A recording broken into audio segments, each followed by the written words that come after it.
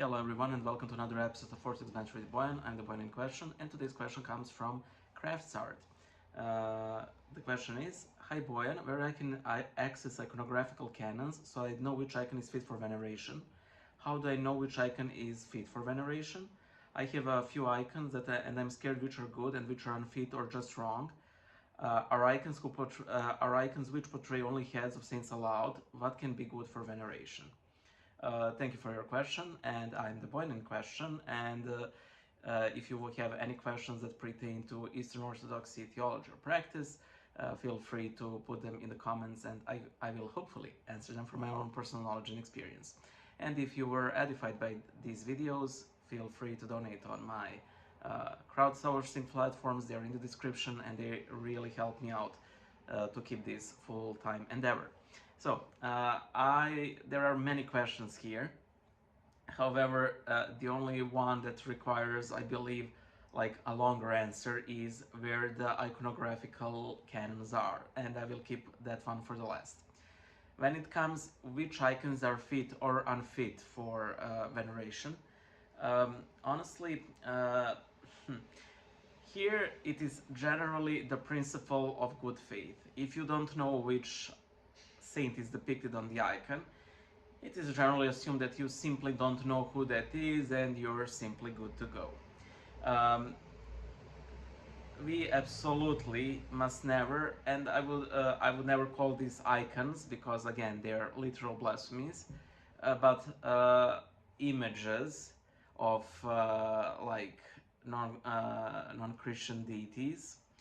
For us Orthodox, it also would include people who are not canonized in the Orthodox Church, and that's it. There are icons which are sort of uncanonical, but we sort of give them a pass because they've been around so long that we're like, okay, you can sort of stay, like icons of the Father and similar. But in general, I don't think that we should check out every icon that we encounter and check whether the person who are people on them. However, and I really hate saying this because this person who asked this question, well, you seem really careful which ones to venerate. Iconography has become really popular in like the recent centuries, like a century ago. And I must say that I feel like even us Orthodox have rediscovered them, because we had an entire phase of academic icons, which are icons in the full sense. Don't let anyone ever tell you that the Byzantine style is the only proper style for icons.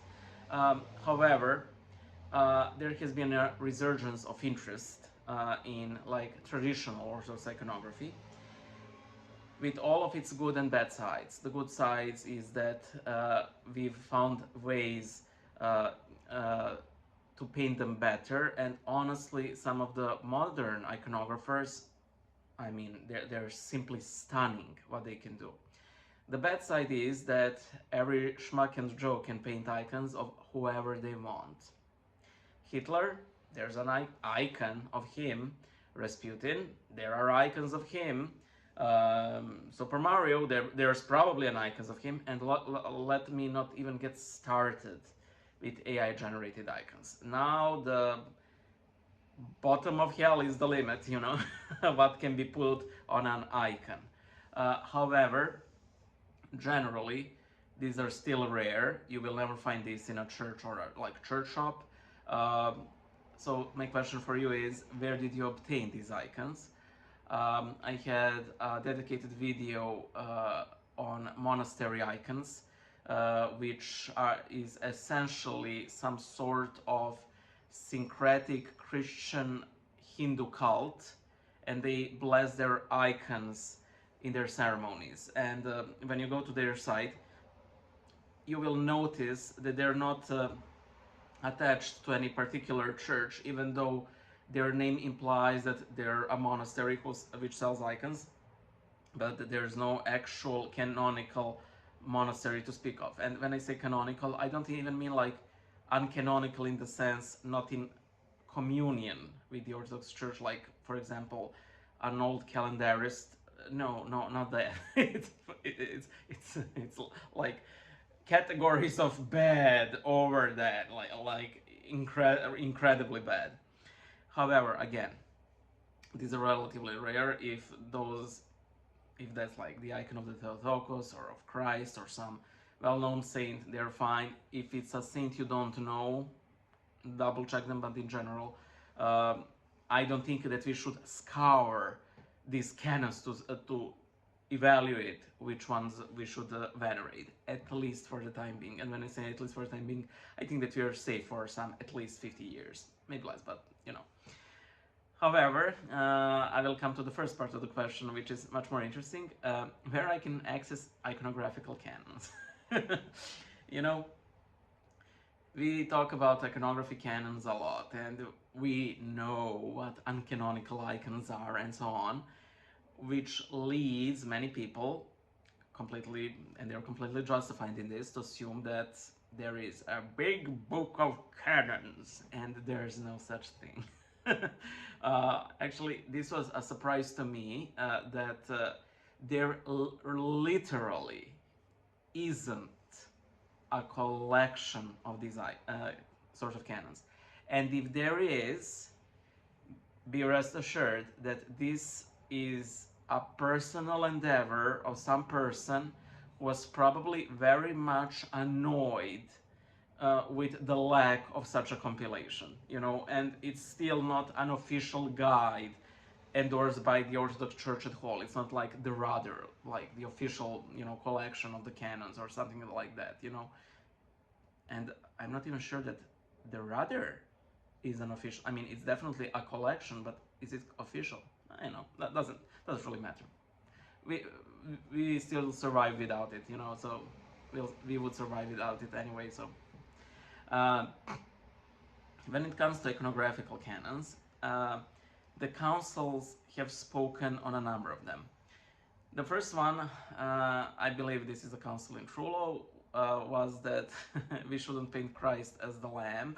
That's one.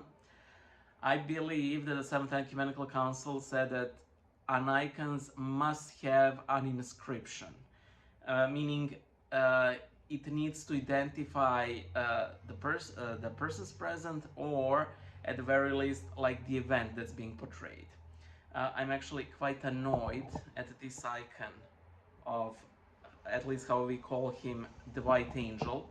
That is the angel who appeared at the tomb of Christ, and it is a very popular depiction here in Serbia, because we have a fresco of world renown in our monastery of Mileševa.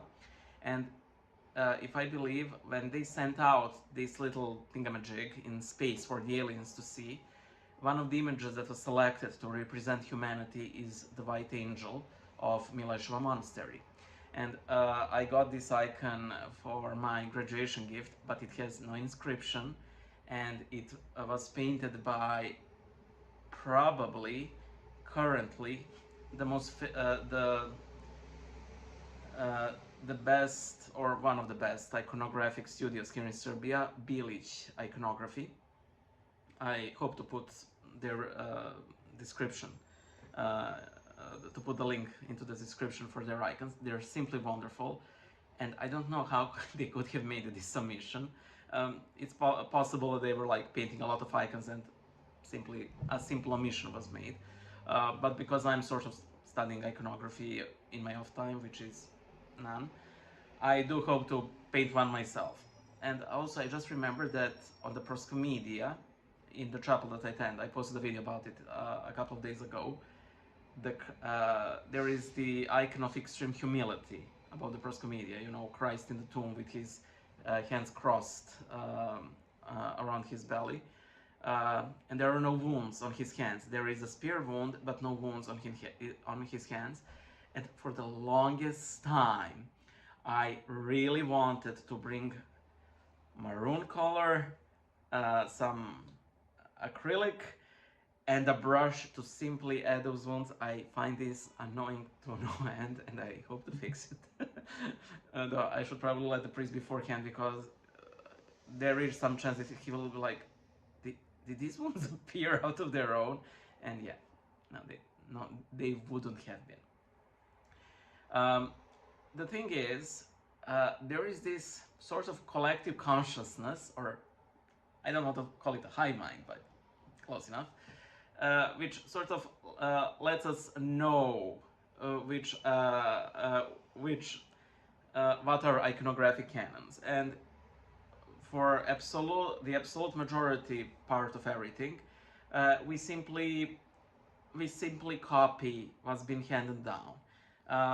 I do have an issue with modern copying because very often it is like paint by the numbers copying, and the copy completely and identically resembles the original. However, in older times, you would see that an attempted copying was made, and you can definitely see the major resemblance between the copy and the original, but there is still something original, or the skill or the part of the iconographer in the copy, because again, it's not simply copy paste. And I think that's far more honestly valuable than having like mirror images of the same image, even if it's like painted. One of the major reasons you can easily recognize a problematic icon is when we push for something outside of iconographic bounds into the icon. These are generally called schlock icons. Well, that's one part of the schlock icon. The other part is that these tend to be very ugly. There is this Franciscan monk, even though I can't remember his name. I think he went out of his way to break every iconographic convention there known to man, and multiple of them, and still his icons aren't that good. I'm being generous here. He would like draw Muslims with flaming halos. He would draw, I don't know, non-Christian deities as these Christophanies that they're point to Christ, which they don't. And so on. And so I can't remember his name, but when I say a schlock icon, his are the icons that I mostly think about. For a lot of iconographic rules, there's usually a lot of exceptions. And one of the things that also I only noticed, I've never seen on icons, when I've seen icons that by accident or whatever go against these rules. One is, you never paint somebody from behind. Never, ever. You avoid painting people from the profile, you know. When you do, these tend, but not always are, like villains, like Judas, the high priest, very often torturers of saints, and so on. And also, and this was really weird when I noticed this, you never paint anyone with their mouth open. I remember there was this like concert for some, I know, Passion Week festivities. That's not really the word. Well, rites in some Greek Catholic church, and they used an icon of Christ, of Mother of God holding Christ's body, and Christ, you know, dead, he was painted like this. That's the first time that I've ever seen an open mouth, and the last time that I've seen an open mouth on an icon. The only place where you paint open mouth is like hell mouth, and like Leviathan, or maybe an animal, and that's it. You simply don't do that with people. But again, even with these three like cases, these do not make these icons unfit for veneration. You know, these are just simply, you know, omissions. I doubt that like these three exceptions were like, you know, on purpose. But for the icons of that Franciscan monk, I not only would I not venerate his improper icons, which is like 95% of his output, because he's really trying to uh, show how he's above all those rules, I would personally have, and when I say personally, this is just me. This is just and only me, and a good argument can be made in the opposite direction. I would even venerate the proper icons he makes, because uh, I feel strongly that it would serve his interests in the long run. Because, oh, I make this, then you get used to my style, then there's this icon of Allah, and so on and so forth. But yeah, there are even developments in the iconography. For example, I might be a pioneer in this, but I'm not the one who initiated this in a way. I've been doing these Bible drawings for like 13 years, yeah. And one of the first drawings I did is from the last chapter of Matthew, where he says, "And behold, I'm with you until the end of the age, Amen." And I drew communion chalice with communion cloth over it, and I painted a halo around it with, "I am" written in the halo, to indicate that the Christ is truly present in the Holy Mystery. And this was done like some 12 years ago. Uh, Recently, like in the last 3 years, I've noticed that some iconographers starting doing the same when they're painting icons. And I'm not saying that they saw it from me, but I'm to my knowledge, the first person, at least in our like Eastern tradition, who has done so with the communion chalice.